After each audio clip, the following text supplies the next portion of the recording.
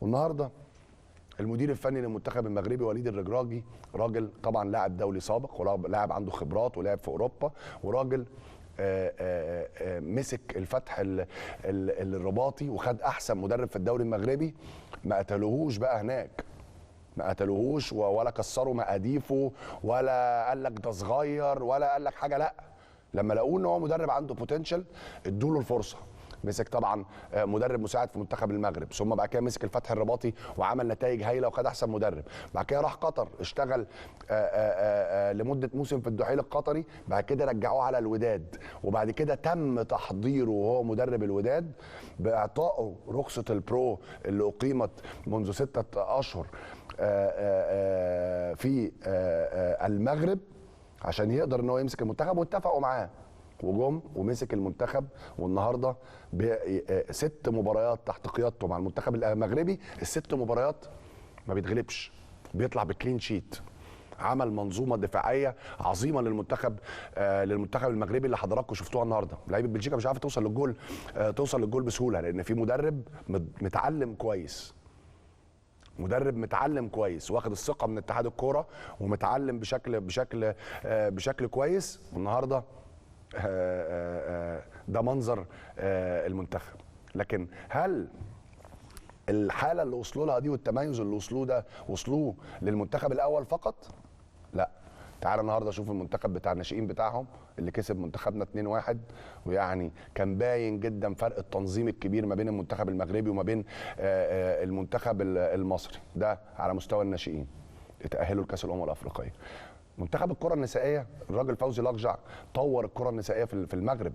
ما حطش بس كده الكرة النسائية ايه ان بس هي موجودة كده بس عشان يبقى منظر وقدام العالم يبقى عندنا كرة نسائية، لا، نزلوا على الارض وطوروا الكرة النسائية.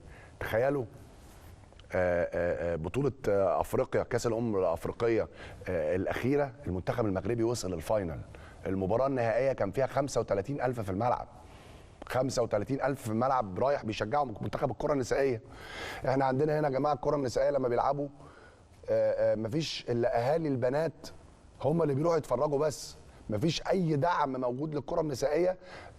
طبعا الاستاذة دينا الرفاعي المسؤولة عن ملف الكرة النسائية بتشتغل وبتجتهد وبتخلص وبتحاول ان هي تطور، لكن مش هتعرف تطور لوحدها. موضوع ملف الكرة النسائية ده موضوع مهم جدا، لأن العالم كله والفيفا التوجه بتاعه هو تطوير الكرة النسائية. وقلت لحضراتكم إن نهائي اليورز الأخير كان فيه 80,000 في الملعب في ماتش كرة نسائية. الناس بتشتغل على الأرض. منتخب الكرة النسائية وصل كاس عالم، منتخب